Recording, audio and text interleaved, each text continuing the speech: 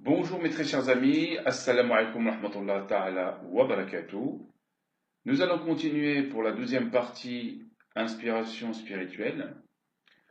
Donc vous voyez, c'est ce fameux cahier où j'ai reçu tous ces messages voilà, que j'ai écrits et que je vous en fais part aujourd'hui.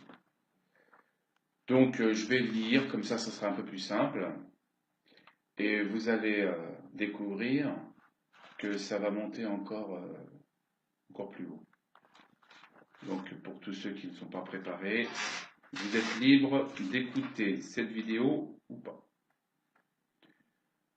Allah glorieux et sage, à lui revient la guidance, et celui qui est guidé ne peut s'égarer.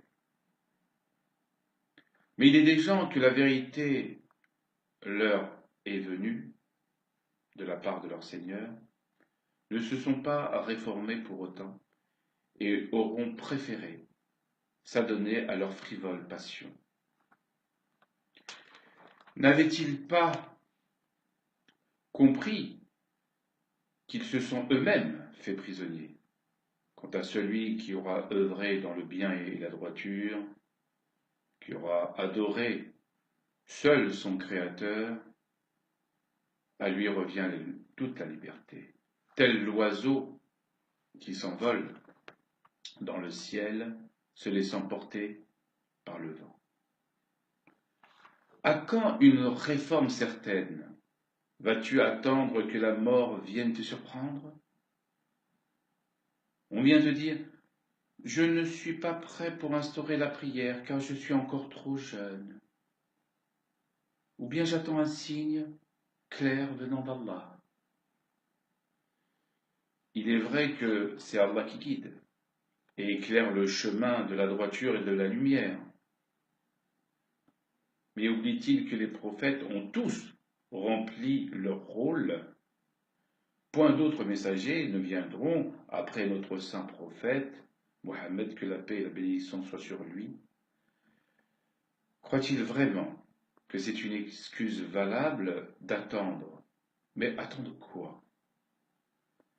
Dit l'ange de la mort, qui est chargé de vous, vous fera mourir, ensuite vous serez ramenés vers votre Seigneur. Sourate 32, la prosternation, verset 11.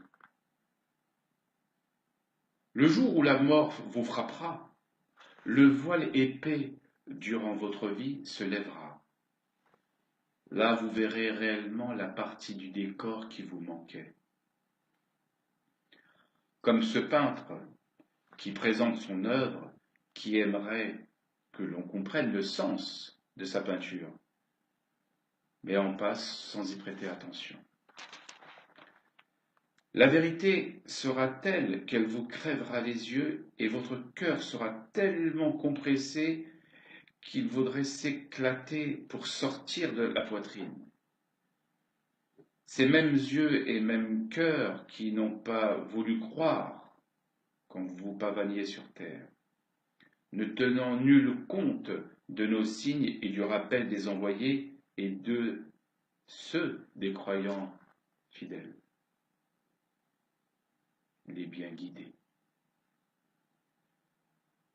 Vous prétendiez avoir tout le temps devant vous, mais dorénavant, où êtes-vous? Qui peut maintenant vous secourir? Vous qui pensiez fortement que votre santé, votre richesse, vos biens auraient été un rempart contre ceux qui vous attendaient. Si tu voyais alors les criminels comparaître tête basse devant leur Seigneur. Notre Seigneur, nous avons vu et entendu, renvoie-nous donc afin que nous puissions faire du bien. Nous croyons maintenant avec certitude. Soit 32, la prosternation. Pourquoi Allah ferait-il cette faveur à des gens qui auront refusé de croire durant la vie laquelle nous leur avions accordée? Rebelles et endurcis dans la mécréance, ils ont sauvagement détruit ceux de mes sincères fidèles qui avaient eu le tort de m'adorer selon eux. Suis-je injuste pour vous accorder ce que vous méritez? Le droit chemin se distingue de l'égarement. Vous avez délibérément choisi de ne pas tenir compte de mes commandements. Quand vous faisiez le mal autour de vous, en tuant, violant, détruisant les lieux saints où on invoque mon nom, voulais-je suggérer? Non. Mais vous avez préféré suivre les pas de Satan. Eh bien, demandez-lui dorénavant qu'il vous vienne en aide, qu'il vous sorte de là. Vous l'invoquiez secrètement pour qu'il vous aide à réaliser vos plans. Mais vous avez oublié que je suis au-dessus de tous les stratagèmes que vous ourdissiez. Vous m'avez oublié. Nulle injustice de ma part de vous oublier aussi.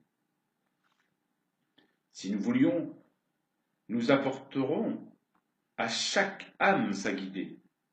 Mais la parole venant de moi doit se réaliser. J'emplirai l'enfer de djinns et d'hommes réunis. Goûtez donc, pour avoir oublié la rencontre de votre jour que voici. Nous aussi, nous vous avons oublié, goûtez au châtiment éternel pour ce que vous faisiez. Quant à ceux qui ont cru et qui se sont consacrés à l'adoration d'Allah et qui auront œuvré dans le bien, qui ont dépensé de ce que nous leur avions accordé, à eux revient ma récompense.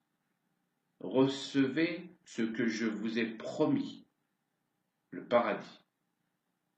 Et pour tous ceux qui ont désiré me voir, toute leur vie, dans leur prière et leur adoration, je leur ferai cette grâce. Gloire et pureté à Allah qui nous a fait descendre le Coran comme une miséricorde pour tout l'univers. Nul ne peut le posséder jalousement. Ce livre sacré appartient à tous ceux et celles qui désirent parfaire leur éducation, non seulement spirituelle, mais aussi comme repère dans la vie. Redressez-vous, tendez vos bras et implorez votre Seigneur à qui tout appartient. Nulle divinité à part lui. Il règne sur tous les univers. Sa science embrasse tout. Quiconque tenterait de comprendre la grandeur d'Allah, qu'il se perdrait ou perdrait l'esprit. Nous devons l'adorer car il nous a créés expressément pour cette tâche. Même l'orphelin qui se croit délaissé de tous, Allah est avec lui pour peu qu'il se rappelle de son Créateur. Allah déteste l'injustice et l'orgueil, mais très souvent l'injuste est orgueilleux. Qui pourrait cautériser l'hémorragie des peuples qui souffrent?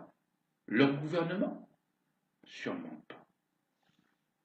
Celui qui désire fortement le pouvoir, n'est-il pas celui qui caresse une ambition qui lui est propre?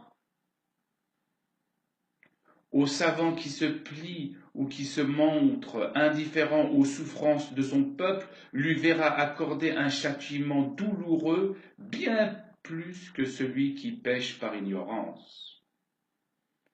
À celui qui détient le pouvoir dans le seul but de se saisir des richesses ou d'une renommée, qu'il s'attende à ce que s'abatte sur lui une lourde punition. Croyez-moi, il est préférable que vous enduriez ici dans ce bas monde que dans le delà. Ne désespérez jamais. Si Allah ne t'accorde ni pouvoir, ni richesse, c'est pour que cela ne devienne pas une arme qui risquerait de se retourner contre toi.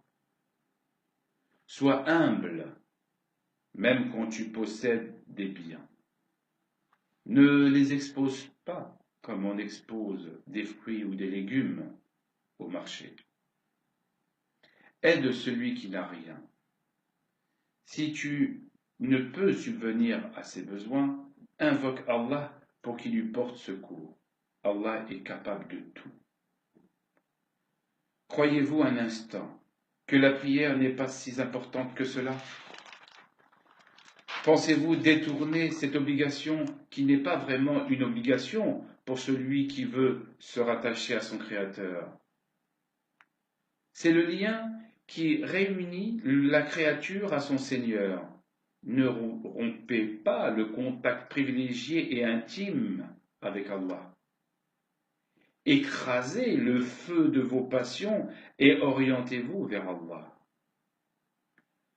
Celui qui nous a accordé la vie alors que nous étions dans le néant. Il y en a qu'au simple appel à la prière se mettent à pleurer, car ils ont compris la vraie valeur de cet acte. Ne soyez pas comme les générations qui ont délaissé leur adoration au profit de leur passion. Où sont-ils? Ils attendent, comme vous attendrez à votre tour, le jugement où tout sera compté. Louons Allah, qu'il nous fasse grâce et miséricorde et qu'il nous fasse pénétrer dans le lieu de la paix, de l'amour et du bonheur éternel. Voilà ce qu'Allah a comblé de faveurs parmi les prophètes et aussi parmi les descendants d'Adam et ceux que nous avons transportés en compagnie de Noé. Et parmi la descendance d'Abraham et d'Israël, et parmi ceux que nous avons guidés et choisis, quand les versets du Tout-Puissant Miséricordieux leur étaient récités, ils tombèrent prosternés en pleurant. Puis leur succédèrent des générations qui délaissèrent la prière et suivirent leur passion. Ils se retrouvèrent en perdition. Excepté celui qui se repent, croit et fait le bien, celui-là entrera dans le paradis et ne sera point lésé au jardin du séjour éternel que le tout miséricordieux a promis à ses fidèles serviteurs qui auront cru au mystère. Car sa promesse arrivera sans nul doute. Vous les hommes, vous croyez-vous à l'abri du jour où toutes les âmes seront rassemblées? Vous agissez cependant sur terre tels des insouciants qui avancent les yeux fermés, captivés par les biens de ce bas monde. Je ne dis pas que les richesses que regorge la terre et l'univers sont néfastes pour celui qui désire les acquérir, mais qu'il prenne garde à ne pas tomber dans les rets de la séduction, qu'il emplisse son âme de piété. C'est là son seul salut, le jour de l'inévitable. Mais il y a des gens avides qui ont déjà volontairement gagé leurs âmes au diable et tentent de ramener un bon nombre avec eux. À celui qui choisira de les suivre ne verra nullement la lumière de la guidance, sauf s'il se repent sincèrement. Car Allah est le tout clément, le grand pardonneur. Comme tu sais que la mort te frappera quand elle aura choisi de te frapper, ne gaspille pas ta vie. La mort est quelque chose qu'on ne peut ni retarder, ni avancer. C'est pourquoi elle se nomme aussi l'heure. Comme cette femme qui craint que la vieillesse ne déforme son corps et son visage, qu'elle s'adonne à tout artifice pour gagner toujours en jeunesse, croit-elle que le culte du corps importe pour son créateur? Au cours d'une énième chirurgie plastique, alors que son corps en avait déjà bien subi, elle décida uniquement de faire une simple épilation laser de ses sourcils. Eh bien, elle eut une attaque et mourut, ne supportant une anesthésie sans doute mal dosée. Quoi qu'il en soit, elle rencontra son Seigneur et devra les comptes. Ne trichez pas avec vous-même, soyez naturel, acceptez-vous comme vous êtes, à qui réellement devez-vous plaire? N'est-ce pas Allah qui vous a créé d'une goutte de sperme et placé dans la matrice afin qu'étape par étape vous puissiez évoluer? L'évolution n'est-elle pas dans l'adoration de seul votre Créateur? Lui ne s'attarde nullement à vos apparences. Il ne juge que vos cœurs et l'intention qui y émane. Revenez de vos déviances. Nulle fatalité en islam. Il est toujours temps de recouvrer le chemin qu'on a trop souvent déshérité pour ne s'adonner qu'à son plaisir égoïste. Allah n'agréera jamais de ce que vous acquérez dans le seul but de vous montrer. Si vous désirez que vos actions soient valides auprès de votre Seigneur, ne les faites qu'en vous effaçant. N'attendez pas des remerciements pour nourrir votre ego. Si vous œuvrez dans le bien, vous œuvrez pour Allah. La foi s'élève chez un croyant quand il est prêt à essuyer l'ingratitude de son entourage. Si vous sentez que vous vivez trop d'injustice, il vous est permis d'immigrer vers d'autres horizons, d'autres situations. Ne vous renfermez point. Ouvrez-vous au monde. Que de regrets pour ceux qui ont trouvé la mort sans pouvoir parcourir la terre. Recherchez les signes de la création partout où vous trouverez. Et peut-être en seriez-vous vainqueur. Oui, la victoire, c'est de pouvoir élever son âme pour se rapprocher peu à peu d'Allah. La prière et la méditation ne sont que des obligations en premier lieu, mais le rang, l'apostrophe O-R-A-N-T.